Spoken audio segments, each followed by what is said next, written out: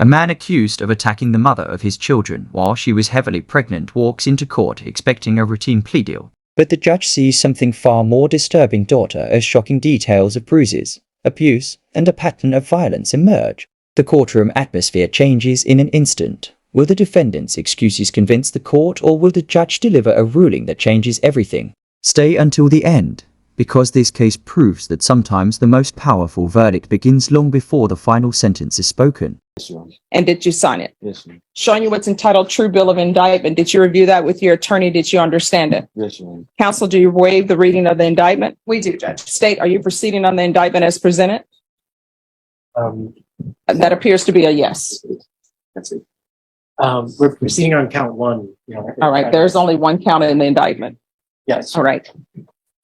Showing you what's entitled Court Admonishments and Defendants Waivers and Affidavit of Admonitions. Did you review that with your attorney? Did you understand it? Did you sign it in all the appropriate places? Yes, ma'am. Did you understand you're a pregnant person? That's a third-degree felony. The range of punishment is anywhere from 2 to 10 years in prison and up to a $10,000 fine. Did you understand? Yes, ma'am. All right, we can go off the record. I'm looking at this plea bargain agreement, and there's to be no harmful or injurious contact with Stephanie Ortiz. That's by her request, Judge. I'm not following. I'm not going to follow that. Even though that's her request. No, I mean, no, even though it's a request, according to what I'm about to receive, he is a person who is hitting on, not in a loving manner, a pregnant person. I mean, was she pregnant at the time? Yes, Your Honor. So if, you know, She's requesting, and I'm sorry, Judge, may I speak? sure. She's requesting it for her convenience. They've been doing custody exchanges for the last almost a year through a third-party person, and it's her request. She reached out to me, filled out an affidavit of non-prosecution, and requested that. So I'm not following that. So if you all want to withdraw your plea now, you can, but I am not doing a no harmful or injurious contact for somebody who's accused, and I haven't read the, the steps yet, who's accused of hitting a pregnant person. that's fine, Judge. They're no longer in a relationship. The only relationship is for the benefit of their children. He has no interest in communicating with her beyond that. All right. So I'm not going to follow that. So y'all have a choice. Either you can go to jury trial, or either you all can change that part of your plea bargain agreement. We're proceeding with the no contact, Judge. All right. If you all want to change that, court will find there's sufficient evidence to find you guilty. The court will defer finding of guilt as you've applied for deferred adjudication. Are we proceeding with sentencing? We are, Judge. Anything you wish to say on behalf of your client? Judge, we would just request that you follow the agreement between the state and defense. Mr. Casillas is wanting to move forward in a direction that's appropriate for his children. He understands what went wrong, and he wants to take full responsibility for that. And he has had no issues since the arrest on this date, and they have been successfully co-parenting since that time. There was a CPS case, Judge, that was closed out for no finding. All right. How old are you? 21, Your Honor. How many children do you have? 2, Your Honor. What are their ages? 1 year and 6 months. 1 year and what? 1 year and 6 months. Are you employed? Yes, Your Honor. What do you do? I work at Amazon at Facility Warehouse. All right. So why do you keep hitting on Stephanie Ortiz? At one point, I'm assuming you loved her because you have children with her. Yes, Your Honor. So why do you keep hitting on her? It was just me not being in the right state of mind, me letting my feelings get to myself and not just thinking right and thinking straight. That makes no sense to me. Your Honor, it was just my fault. I let my feelings get to myself, let her get in my head and Let what? let her get in my head, and I just reacted in a wrongful way. No, but I mean, you're up here hitting someone. Honestly, I don't even know why I should follow this plea, but your attorney is telling me that she's filed a affidavit of non-prosecution. But according to this, she was pregnant and she was going to be induced that day, and you decided to put your hands on her. I don't understand how is she getting in your head that you would be hitting a pregnant woman who's about to deliver your child. No, Your Honor, well, that day wasn't the day we were supposed to get induced. But I believe the hitting was before that. So it was just the marks that had came about. But you still hit her while she was pregnant, Yes. and she was close to her due date. Yes. Not that it's appropriate to hit anyone anyway, No, it's not, Your Honor. but obviously she was pregnant. And what she's saying in this documentation, I want you to tell you the reason why I'm saying no contact, Yes, Your Honor. because what she's saying in this police report is this is not the first time that you've been abusive to her. And the police took photos and she had bruising and swelling to the eye along with busted vessels in her eye. That's what you did. So the two children you have, is this a boy and a girl, or two boys or two girls? Girl and All right. So what's your daughter's name? Sarabella. she's a year and 7 months. All right. So she's a year and 7 months. I guarantee you she knows that you've been abusive to her mom. Do you love your daughter? I love her with all my heart. With all your heart? Would you do anything for her? I would, Your Honor. I used to do CPS cases and parents would tell me I will walk through fire for my children. Yes, Your Honor. They would say that because they knew nobody had a fire for them to walk through. Mhm. But I believe you when you say you love your daughter. Yes, Your Honor. So how would you feel if your daughter became of age and she ends up with somebody like you who hits on her? Would you be okay with that? I would be very upset, Your Honor. And so your daughter is learning what it means to show love is to hit on people, and might makes right. Your Honor, that's You're going to have to change your ways. yes, You are not to have any contact with Stephanie Ortiz. And anybody else you get into a relationship yet, don't let them meet your publicist. Let them meet you and tell them, hey, want to let you know, I had this abusive acts in my background, Yes, Your because then they can make an informed decision about whether or not they want to date you. You understand? Honor. Yes, Your Honor. All right, this is what the court is going to do. The court is going to sentence you to 6 years deferred adjudication. There's to be no contact with Stephanie Ortiz. There's to be the BIPP course, parenting classes. That can be with rainbows. There's to be 200 hours of community service restitution. That will be waived once he completes parenting classes. Regular reporting by Zoom or in person. Regular UAs. If you're drug tested today, what are the results going to be? Positive, Your Honor. And what are you going to be positive for? I mean, no, negative, Your Honor. Negative? Okay. So you haven't used anything. No, I think Amazon drug tests, do yes, they yes, not? yes, I'm done, Judge. Yes, ma'am. All right, there's to be regular UAs. I'm going to want field visits one time every 3 months. Proof of employment within 15 days. There's to be no employment as a home health care provider or with minors. There's an affirmative finding of family violence. Probation, is there anything else he needs? You already did mention the regular. Yes. All right, is there anything else you need from the court in order to be successful? No, Your Honor. Thank Is calling 2024 CR 7906, State of Texas versus Jonathan Saunders. Can I have parties announced for the record for the state? Kenny Rosengart for the state. For the Kimberly defense? Bush for the defense. And I believe that Ms. Just Medellin one is out in second. the Are hall. you Mr. Saunders? Yes. All right. Come up. All right, I'd like you to want to raise call- your right hand? Do you solemnly swear or affirm the testimony you give will be the truth and nothing but the truth, so help you God? I do. All right, you can lower your hand, state your name for the record. Jonathan Summers. All right, defense. Okay. Mr. Saunders, you're here today because of a charge of theft of a vehicle and a lesser included of unauthorized use, Yes. correct? Okay. And as one of the conditions of your bond, you were required to wear an ankle monitor and be under full house arrest? Yes. Okay. With whom do you live? I Okay. Where are you living? live in the trailer. Arguable. Okay. Where, in Elmendorf? Okay. And you stated you lived alone. How much is your rent in this trailer? It is $700 a month. Okay. Are you going to be able to keep that place to live if you were not able to work? No. Okay. How many weeks have you been without work already? Already since I've been out of job, going on 3 weeks. Okay, so let me stop everybody. So here's the big $1 million question. The $1 million question is, 1, does he have employment? Yes or no?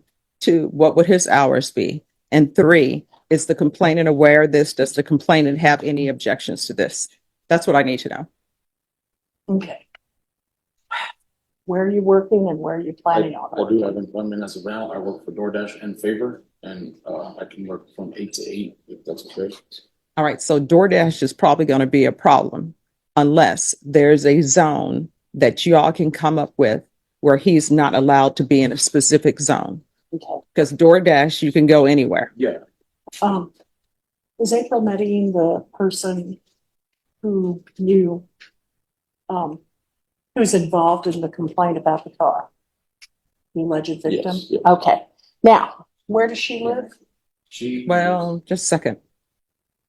I don't need to know where she lives. What I need to know is, one, does she have any objection to him having employment while he's on GPS? Two, if you all can decide, and you all can do this off docket, what geographical location, if I allow him to work for DoorDash, what geographical location is he not going to be allowed to go in? That's the information I need. May I step back so I can Yes. find the witness? Sure. 2024 CR 007906, Jonathan Saunders. And where we left off, your client was still on the witness stand. Do you have any other questions for him? Have you done any other kind of work in the past? Yes, I've been warehouse. Okay. Is it your intention to seek a job doing warehousing again? Yes, Okay. And you would like to have hours open so that that would be a possibility? yes, Okay. Now you understand you have a no contact order yes, with April Medellin? Okay. And you're going to abide by that no contact order? All right. That's all I have for this witness. All right, any other questions? All right. You may step off the witness stand if you move to the right. Call your next witness. I'd like to call Ms. April Medellin. All right, Ms. Medellin, if you'll come forward.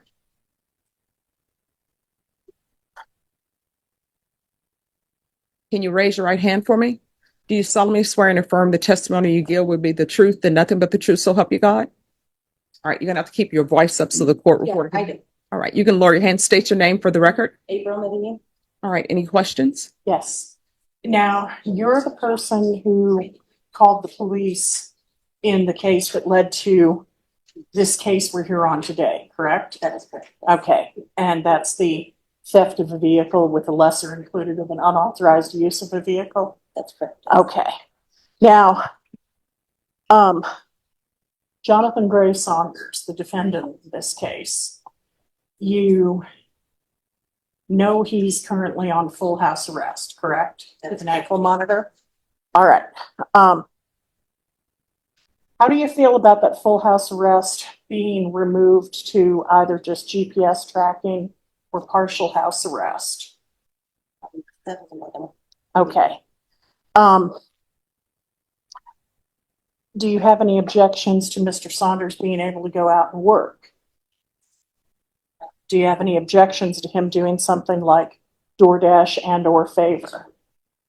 Okay, All right, so the court reporter can't hear. I can't No. hear. Okay, thank you. all right. Is there any kind of work that he could do that would be objectionable to you? Nothing. Okay. Now, can you think of any reason why you would want for him to remain under full house arrest? Not at this time. Okay. So you don't feel that him going out and being able to be out in the community represents any kind of threat to you or to your family? Okay, that's all I have. State. no questions, Dr. All right, so are you the complainant in the assault bodily injury case? Yes. All right, so when's the last time you had contact with Mr. Saunders? The night of the incident. All The right. next day, actually, when he got arrested. All right, so when he got arrested, that's the last time you had contact with him? And did he contact you That's correct. after he was arrested? Oh, before he got arrested, I had talked to him that day, but after that, after he got arrested, I haven't heard from him. All right, do you all have any children together? No, just my kids, my stepchildren. All right, so were you all allegedly. Did you all live together? Yes. All right. And do you know where he's living now or who he's staying with? All right. So if the court were to lift the no contact order, what that would still mean is if he's working, he still can't have contact with you. So if you were to call him and contact him and he answered, or you all decide, we want to get back together, and he comes over to your house, if the police end up going to your house and he's there, whether you want him there or not, he's going to get arrested. Do you understand that? Yes, I do. All right. Do you have anything you think that I should know regarding Mr. Saunders? All right. Thank you so much for coming down. All right. Thank you. Good day. You too. Thank you very much. All right. Ms. Mendenhall. Yes, I'll hear argument. It's your motion. Your Honor, people need to be able to work in order to fulfill their commitments to themselves, their creditors, and society. People also need to be able to work because it keeps them occupied, and it is a very good way to get your life heading in a better direction. Mr. Saunders has a place that he's paying for by himself. I would like to very much see him continue forward with that positive momentum. I believe you could tell, at least it appeared to me, as though the complaining witness has no current fear of him. There was no tension or drama in the courtroom this morning, and I think that he will be able to meet whatever conditions you set up. And Your Honor, I'm just asking that you grant this motion and drop the monitoring to just GPS tracking and keeping the no contact order in place. And if you wouldn't do that, just give us partial house arrest with liberal hours so that he can make a living. All right, State. Your Honor, on this one, so on the case, on the assault case that happened March 5th, 2024, again, and once he was arrested, there was a no contact order. I'm sorry, March 5th? March 5th, 2024, there was a no contact order that was put in place. As defense already questioned one of the witnesses, she called the police on May 2nd, 2024. So it's something that we seriously have concerns about, and picking up new cases as well. So we're going to oppose defense's motion. Your Honor, I understand the theory of why the state is opposing it. However, my client has testified that he will not violate the terms. My client has not violated these terms since May. Yes, they did happen to end up together in May following the March incident. What do we mean by they happened to end up together? And I don't want you to get into the facts I of your don't case. know too much about the facts, which is why I phrased it in that kind of way, but. All right, so here's the court's concern. State has just informed the court that there was a protected. In the end, the judge refused to let sympathy outweigh accountability, imposing strict conditions designed to protect the victim and prevent future harm. The courtroom made one thing unmistakably clear. Every decision carries consequences, and excuses can never erase the impact of violence. But was justice fully served? Or do you think the sentence should have been even tougher? Let us know your thoughts in the comments. If you enjoyed this courtroom breakdown, don't forget to like, subscribe, and turn on notifications because the next courtroom case may be even more shocking than this one.